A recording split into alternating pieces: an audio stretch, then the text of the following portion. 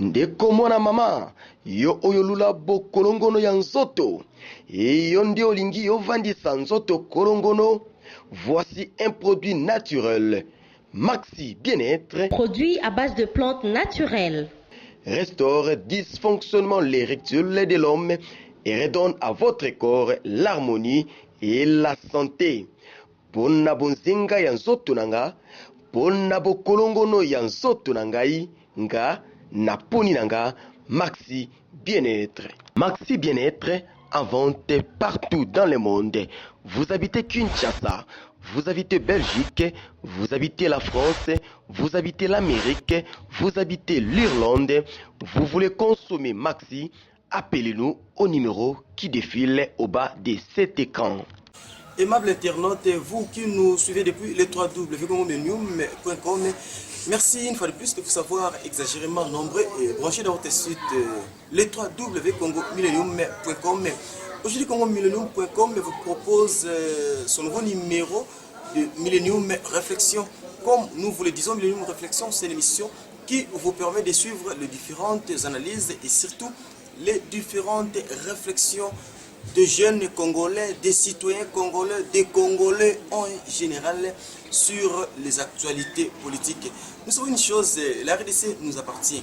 Notre pays, jusqu'à présent, à ça qu'au passé, n'a vraiment dur. Oui, qu'on se le dise, il est toujours dit que la politique, ce qui bisou te tient à vos côtés, la politique va se charger de nous. C'est pourquoi, étant Congolais et aussi Congolais, nous sommes censés de réfléchir sur la politique, de dire non, il faut dire non, de dire oui, s'il faut dire oui, et surtout marteler quand les choses ne marchent pas.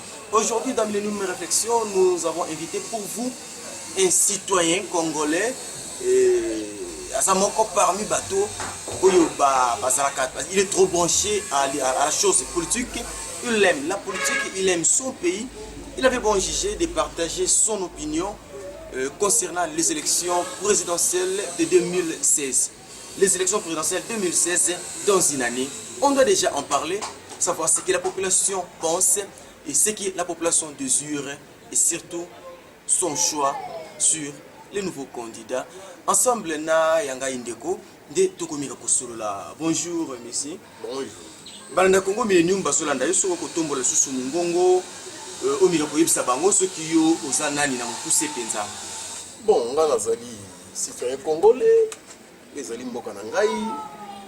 Bon, tozali kona na makambo mboka ngo ndenge ezali kokendela tozomona actualité mikolo yo.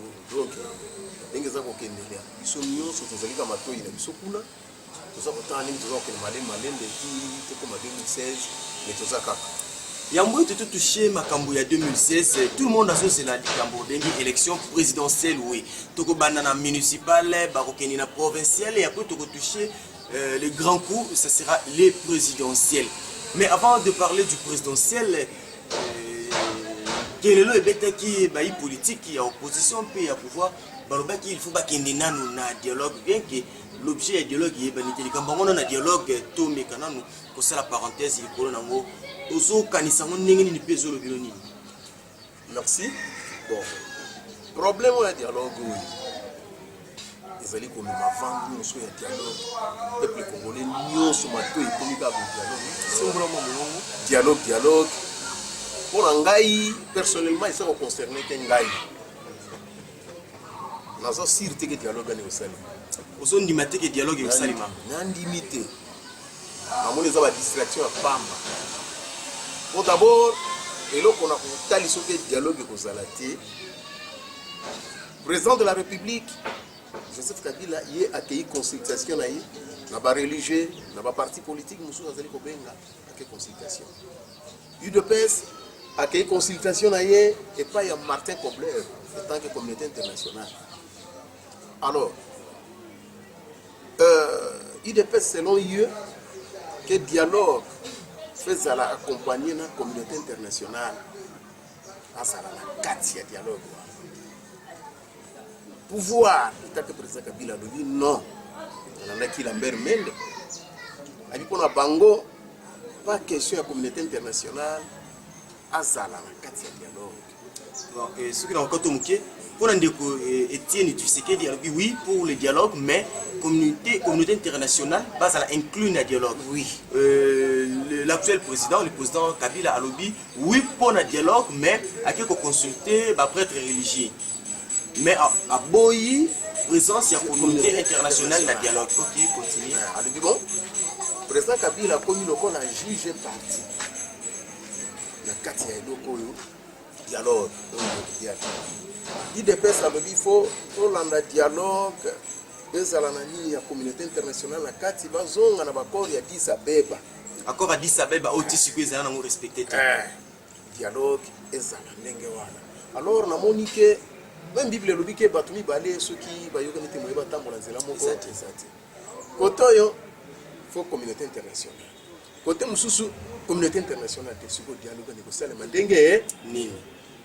Pendant que l'UDPS, il faut le dire, a sapé parmi les grands partis, il y a opposition dans Mboka Nabiso. Oui. Et maintenant, l'UDPS, ça le dit, dialogue, oui, mais présence de la communauté internationale, le pouvoir, oui, pour le dialogue, mais aussi il y a la communauté internationale, incompréhension, ils ont inspiré. Pourtant, on a montré déjà Batiraïma, les alliés, c'est que solution est besoin de le dialogue, on a solution ça. Pour UDPS, ça dit que ceux qui communauté internationale a tima kolokuna azali lokola juge, arbitre. Arbitre ya masolo. Alors, pouvoir arbitre pour na yeke non, pas la communauté internationale. Komunike moyen batambola. Ngala moko sanati. Pour UDPS ça zomona que ceux qui communauté internationale azali yende de partager bango. Mais sikoyo pouvoir arbitre communauté internationale, il faut asala makambo ndenge yali alingi. IDPS, la communauté institutionnelle pour le dialogue, le président Kabila et son gouvernement Balobi non, donc ça la makamuna biso parce que dans un pays autonome, ça c'est la vie peut-être le point de vue du gouvernement, moi je dirige la RDC pour le moment. Oui, mais nakati selon de toujours cas, quelques partis opposition ils ont aussi dit oui pour le dialogue, mais jusque là c'est comme si INC INC a fait sa position c'est comme si à Lingui, c'est comme si à Lingui position parfois net parfois net contre. Bon, merci. Nalanda qui INC nalanda qui makeli les Zingi, il y a INC Jolino. Ça y kolobalo bien. Amogroso nalanda qui est. Alobi bien. Ba okende ko dialoguer ni. Et puis, on a garanti exact. Et là, on va dialoguer pour nous a dialoguer. Donc, on a 23 contraintes. Au malma, la loi qui est na seni, où ils allaient proposer, où ils allaient tanga, ils allaient une élection. Depuis là, on va dialoguer na seni. Donc, dialogue ça la mandé na seni. Na gouvernement, il a pouvoir dire. Le gouvernement pour ça les dialogues ni au sénie za biso nyonso yo za la gouvernement opposition sénie za biso lokola ba contrainte 23 contraintes za na sénie il faut to siéger tout ça dialogue na sénie pour ba longola ma ba contrainte wana ezali wana pour élection et ça la maya malamu et c'est ce qui fait que l'UNC a ça la totalement contre le dialogue. Ça va se savoir, en tout cas on est libre et la liberté et c'est l'expression, soit la facilité de dire oui ou non. On n'est pas censé de prendre tel parti parce que telle personne impose tout le monde à prendre tel parti. Parfois quand on se dit que nous sommes la République démocratique du Congo, oui, la démocratie doit s'exprimer. C'est pourquoi il y a des divergences, des pensées, des divergences, d'action dans Marambo. Ça c'était juste une parenthèse par rapport au dialogue. Nous allons revenir après pour en parler profondément. Mais les élections 2016, les élections présidentielles, maman na likambo nesika mutu ya makambo vani wana. Est-ce que ça sur les élections vont bel et bien avoir lieu? Est-ce qu'il y a la penza élection 2016? On a la limité. On limite que l'élection en 2016. Parce que on limite que l'élection en 2016. Yango était. Oh, élection locale. Et tout ça la boule. Est-ce que solution est joignable? Jusque-là, les candidats ne sont pas encore connus, même pour le présidentiel. Pour la présidentielle, les mois passent. Oui, les candidats sont mais pour l'élection en 2016, biloko nyonso tozali ko vivre oyo. Donc de gauche à droite, dialogue, pour Nangai, ça me concerne que moi. ezali ba piège ya 2016. Donc selon yo koluka ba dialogue koluka ba concertation ba gouvernement d'union nationale eza nango kaka ba mitambu bazotia po 2016 existait. Vous on a tout on dirait pe na kati ya ba manœuvre ngo opposition pas jouer chez na kati wana asa ko se prononcer bien té parfois opposition ça ko se séparer yé na yé ndi ba na kati chez omoni ceux qui omoni bato mosusu bakongo kima dialogue wana babi ke glissement bato déjà c'est bamoni pe bayoki na mwa banunu te glissement ça na matokene na transition gouvernement d'union nationale. Donc transition et salima. Transition et si mané même sur un dialogue pour l'élection on a prolongé là on a 2016 on a l'élection c'est pour cela bato qui m'a dit parce que aucun dialogue na glissement comme ça. Mais d'abord na zaiko yoka déjà que ceux qui même bato mosusu basali ko refuser ko kena dialogue bato ba kena dialogue wana ndesika makambo sur scène bakabula gâteau bakabula gâteau même ceux qui essentiel pour la bango na dialogue wana bato bazalaka kebe ebele ceux qui bakoti ebele on tout ça déjà moi ba solo vous pensez que le président Etienne Tshisekedi peut aussi se laisser facilement emballer na kati ya eloko wana bon akoki kokota na kati ya biloko bakobambale na biloko wana te mais eloko ezopesa ngai mwa pasi etie na pousse age pousse epa état de santé eza kotumisa ye mwa nde eloko eza kopesa nga mwa ntango azalaka makasi mpenza ndenge azalaki makasi wana nakomona eloko te mais santé na ye soki tokomi na 2016 ndenge toza kolandela parce que calendrier électoral si ebimaki déjà quelques personnes babandaki déjà kolakisa bacouleur na bango surtout mingi na Kinshasa biso tozami na kati ya ngoma mokonzi Kinshasa tobandaki kosentir déjà qu'intel a souffrir de toi voilà moi je vais postuler voilà apprêtez-vous beaucoup voter nga tout ça selon yo en tant que citoyen congolais pour na yozomuna le candidat idéal pour les élections 2016 pour la présidentielle ekoki kozala nani et puis pona nini na moment oyo lokola élection ezala nga nazomona wana molili bakandidat basala bango bazali bapolitisi bazebele tozomona bango na télévision na média bazoleka bazoloba na bapoème na bango bamesana bali corbeau et les renards un maître corbeau sirena bapêché tozolanda bango déjà mais na kati ya baleader politique soki basengi yo balobi non voilà cette fois-ci il n'y aura pas de élections pour la présidentielle nous prenons messieurs na bombi nanga kombono pona kobatela ko sécuriser pe yo moko balingi vérité de bien que tout ça démocratique soit disant messieurs voilà to pesi charge wana yo yebisa biso selo yo avina yo to tu ango pena to ti yango na place nani yo moni sengeli adzwande bokonzi na likambo etali présidentielle akamba mokonzi ngomba mokonzi oyo ya Congo yo koloba nani nto yo ko pesa chance na nani akamata ebonga même ata moto anga boni ko postuler na mboka oyo na nini to tozali nazaka na bato mibale deux personnes pas deux personnes moko age les autres on a deux candidats seulement eux ont pesa chance mais moko n'est pas age ils ont bomaye mon mususu anazali na vital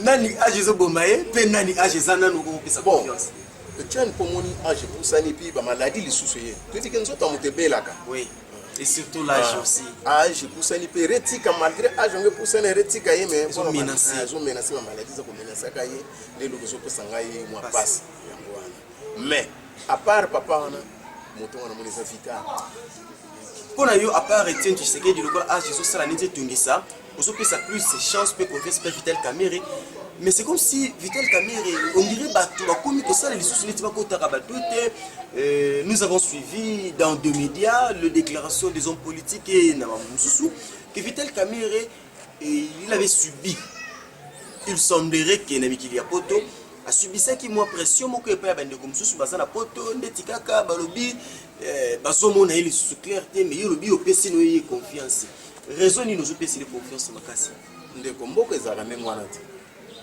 mboko eza ndenge wana soki bamoni moto wana azali populaire bino bato baza impopulaire kasi bokino osala likopa te mpona kodestabiliser partout même esika akendeki wana fo kodestabiliser Vital amonana te étouffe ye parce que nous sommes étouffés mais bato faut ba mona musika na moni ceux qui montent on a Vital ça pour impressionner ngai na tala que ça les dinaye quand ça qui présent parlement à l'époque azali qui n'a pas perdu na lata qui tant ba PC charge présent parlement amilata qui peut perdre on a tout vous comprendre amilata qui on a tout que nous avons perdu na diriger mboka au parlement na qui peut perdre non azalaki au milieu du village et ça na biloko marquant ngai na ba oyo baleki o ba yesima ya Vital ni ba so memela do mutu a travailler ko le Vital ni sika wana bakona yo mutaseli ko le Vital azati pendant que batu mususu bazo douter balobi mais Vital Kamerhe ndeti kaka azalaki pion moko ba préparaka depuis kala bombi moko d'ailleurs tout selon les ont dit. Je n'ai pas encore vérifié, mais ouf. Après tout, on est congolais. La tradition orale fait partie de notre culture. Il paraît Vital Kamerhe, bazo monaye na bato bato babenga bangonia. Oh ba mona ki écoute ne likita moko. Ya ba Ugandais, ya banani. Bato bazo meka ko ça ko kimisa moi confiance mais yo on a toujours ferme. Est-ce que à sa piège j'étais par ça? Mususu balobi ba ila biso ba Rwanda est-ce que ya koyena ba Uganda te omoni biloko ezala na mboka oyo kaya omoni tant Vital toujours mona nesika ke yoana asali bien sene soko omoni biloko ezobima na ngambo ya PPRD tete azaka mutu na biso aza mutu na biso yo ngano soki tosali likopa est-ce que na poko bisa ko sona mpwasa ke mutu aza mutu ranga et surtout likambo balobi ba combattre balandaki mbango kuna ba bete kaka makofi bato nyonso nomoni balandaki ye kokanisa te ke bazali bato ya opposition bazaka bato ya pouvoir utiliser aller mpona kodestabilize kobebisa crédibilité na ye mais motonga naza komona na part bonjour à part mpaka na biso wana ezali mpona tali ndenge esaleli na ye et puis naza na ba souvenir na ye biloko elekaka ya bundu ya Congo elekaka ya mwanantsemi soki ezalaki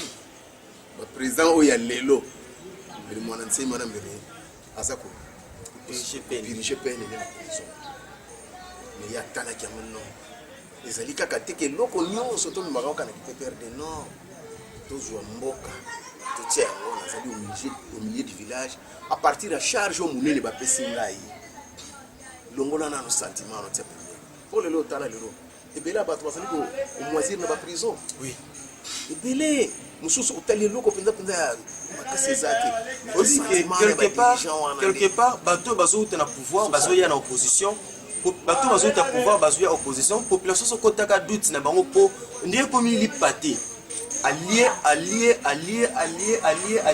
à sentir ete mutu ekomokende tikaka na suka kimi ndeti ya biso ndeko alimbisela tanga kombo na ye ndeko Francis Kalombo toyebaki ye Francis Kalombo toyebi bakombo ebele bapesaki ye le mannequin du parlement bapesaki bakombo ebele Francis Kalombo na média na télévision il s'est battu pour le président de la République il s'est poumonné pour le PPRD et c'est là qui au Simbi et le président Joseph Kabila au Simbi Francis Kalombo et le Francis Kalombo toyebité proche des élections ouf oya bandaka koboya kondimate tusuti kaka ndimi yango on ne sait pas pasteur nini atei Francis Kalombo mbala moko ke ngambo akela poto tout ça combattant a kotipi na mulongo ya bayi opposant ndiye komi ba stratégie même stratégie oyo Vital Kamerhe longolaki Francis Kalombo pala ndiango est-ce que na nyonso wana topesa kaka confiance na mutu azalaka luna kala lelo lobi akomi meme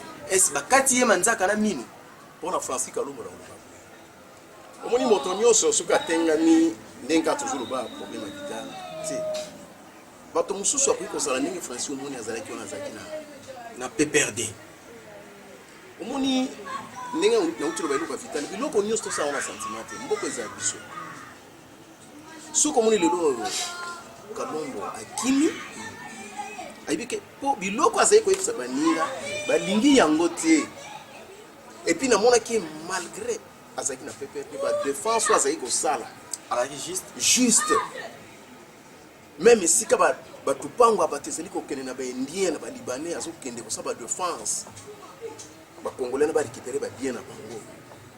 Asali tout mais le kola ba tomso ba sana ba sona na récupérer ba nyata ka mais assez kolanda. Mingi pe na kata pe perdre ba na ko.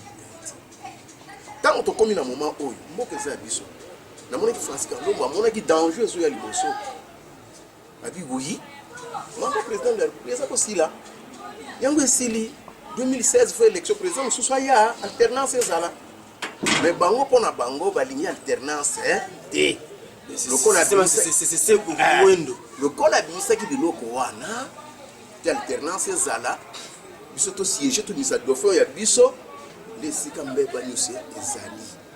Le bango na Kalombo ma mabe. Mboka za biso. Toko tikala kana pasi boité. Tala ba pays mususu. Démocratie vanda. Ce qui alternance ezate mboko eko marché tie. Tala na Burundi kuna. Toza ko kende na ligne wana. Ce qui to sali ngelete de comment Kasi ba tia s'accrocher na pouvoir. Pour s'accrocher na pouvoir, oui. Mais le grand défaut Zanini, jusque là, l'opposition n'est pas encore assise. L'opposition entre elles se contredit. Yomoko lobo kolobi I, loko lobi O, na éviter nani akotambola po nani asimba parce que il faut boza en commun accord. Oui. Loko l'opposition bango na bango bazo yo kanaté. Est-ce que bomonité que tozo kaka pe président Kabila to pese ata mata transition les sous ata ya 5 ans ata mbusana ye ti bino boko yoka na po boko yoka na te. To bakisela ye 5 ans sala na ye ti mukolo boko yoka na boye biseki OK papa Kabila to yokani zonga otikela biso ebonga to sala nini omoni mboka o eza ya biso nyonso elinko lobate ke lokolo position eza na ke bazo kana te bakoyo na te na nini est-ce que bino nyonso Tshisekedi da lobby dialogue Kamera lobby dialogue te si que Kabila zo les 5 ans o ezali politique biso nyonso to ko za la vision moko te biso nyonso ko za la vision moko te ke loko kaka yo lobi ngana ndima yango oui non moto na mutasa la vision na ceux qui ont boyi aucun dialogue bafana na bango o bandini ko kende bakende mais loko ya mutuya ezali awa 2016 élection présidentielle et les KT ba pour ça c'est bon ba respecter un mois te non les sika makambo na biso ezali si obike opposition so yokana te to ça la kandengeni kasi yango na kata majorité bato mosusu bakolo ba oui ba mosusu ba bino on dirait ba tubi bino matonga moko majorité kuna ba ko ndunga na bango opposition lisusu kaka na biloko na mutu ko yebiso ya Francis Kalombo yango po ezana ba vrai patriote akomona ke te président Kabila oyo le demanda na yo ekoki ici omoni pona talisa oke mbebe ezali na pouvoir pour jusqu'à présent ba siéger combien de fois na kati ko dauphin même ngana ba ko croire que Kabila a postulé ce qui majorité a mis ici dauphin et tout le monde qui est dauphin majorité jusque là la majorité n'a pas encore choisi dauphin oya représenter dans l'élection. Or c'est le moment ya komona yé pour basale les ba campagne ya plutôt pour le on a la ligne alternance Kabila atika donc jusqu'à présent dauphin na bimité bazana ba intention ma bewana o to moni net ndenge leki na Burundi bango nyonso lokolo kaka yango wana. Fidèles internautes, nous arrivons lentement et sûrement vers la fin de notre émission. Vous savez, le média, c'est les chronos, c'est le temps. Nous courons derrière le temps. Ndekonangai monamboka tokomi na suka penza ya émission na biso. Moi likambo yoko bakisa na suka mpona ko clôturer maman likambo tolobi bayimboka bazolanda yo. Merci mingi Ndekonangai journaliste pour la vidéo. L'élection ezali même dialogue ezali biloko okanga bato na makasi te pour amoni pouvoir akomi ko benda bato na makasi kaka boya na dialogue basala concertation wati bato musuku bakendeki na bango te bavandaki concertation esili tomoni résultat ya concertation tozomona ngo alors soki mutaboyi na yeko kena dialogue tika ya fana na ye yo keni ko kena dialogue ata bato mibale ko ke bosalo ko sala wana toza na kati ya démocratie moto aza libre soki moto aboyini na dialogue tika ya fana na ye comment koma kaka tika ima yo fo kene na dialogue e opposition ezoke dialogue te ozofimba non toza na kati ya démocratie o balingi dialogue bakei tosouhaite bango bonne chance o mpe batikali botikala tosouhaite bino mpe bonne chance tozela ba résolution ya dialogue soki Ok, merci. 2016 Elikati. elekate respect Et 2016 ou jamais. Ou rien. Merci, chers internautes. Vous avez été nombreux à de nous suivre sur les www.congomillennium.com. Et là, vous avez suivi votre émission Millennium Réflexion. Comme nous vous le disons, on est là pour mener des réflexions, pour faire des analyses. Nous les faisons toujours avec des Congolais. Que vous soyez acteur politique, que vous soyez apolitique, sachez-le bien, la politique nous concerne tous. Vous avez suivi le point de vue d'un Congolais. Il est patriote, il est congolais, il a ses droits.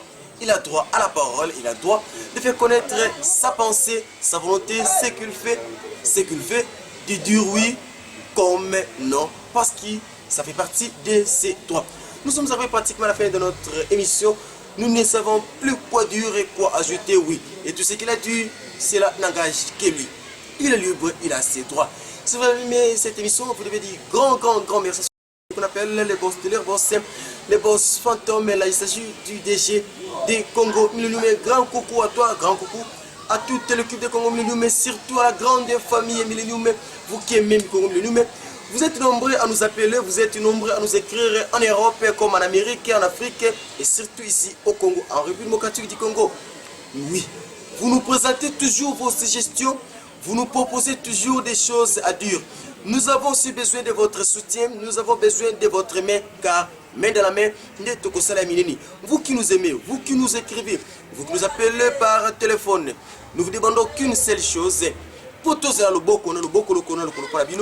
abonnez-vous sur Congo Millennium, cliquez sur abonner et vous allez vous abonner. Ceux qui vont s'abonner na www.congo Millennium, beaucoup na droit ya kozwaka ba émission na biso gratuitement. Si réellement vous aimez Bello Belcam, le défenseur des animateurs, si réellement vous aimez Congo Millennium, Mediato au chaîne web, diffusa kabino par vraie information, abonnez-vous seulement à Congo Millennium. Kaka ceux qui vont abonner, vous comme ba membre ya Congo Millennium, vous nous voir toutes nos émissions, vous allez toujours actualiser à tout moment une émission en ligne, vous allez bénéficier d'ango gratuitement. Je répète encore, abonnez-vous.